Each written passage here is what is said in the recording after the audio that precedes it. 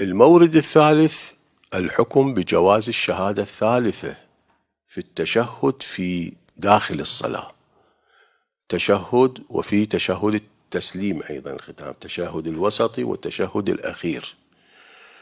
بالرغم من وجود طبعا روايات على هذا المعنى، أكو روايات عديدة وأكو سيرة عند بعض الصحابة على هذا، بس لو افترضنا أن الروايات غير تامة مناقش فيها، السيرة هم مناقش فيها، دليل لفظي ما عندنا، يكفينا مذاق الشرع في حبه لدمج الشهادة لله بالوحدانية، والشهادة للنبي بالنبوة، والشهادة لأمير المؤمنين بالولاية.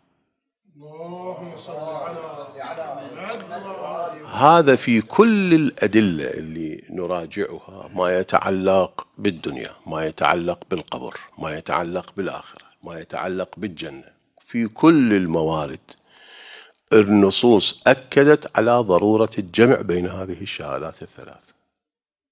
فلو قيل في مورد أن الله عز وجل يأمر بالإتيان بالشهادة لله بالوحدانية والشهادة للنبي بالنبوة دون الشهادة لأمير المؤمنين بالولاية، شوف هذه شيء من التناقض فيها.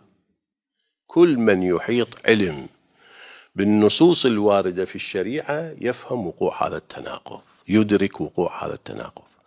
مذاق الشرع قائم على أنه يحب ذكر الشهادة الثالثة مع الشهادة الأولى والثانية، فما يحتاج بعد ذلك إلى دليل نصي يقول بجواز الإتيان بالشهادة الثالثة في أثناء الصلاة. تشريع هم ما يلزم، اللي البعض يقول هذا تشريع ويوجب البطلان، هذا ليس بتشريع، هذا درك لمحبة الشرع لهذا الأمر. التشريع من دون درك هذا المذاق، من دون درك المحبوبية، أما مع ملاحظة كل هذه النصوص اللي واردة ومع ذلك يقال تشريع، فهذا أمر يبدو أنه غير دقيق.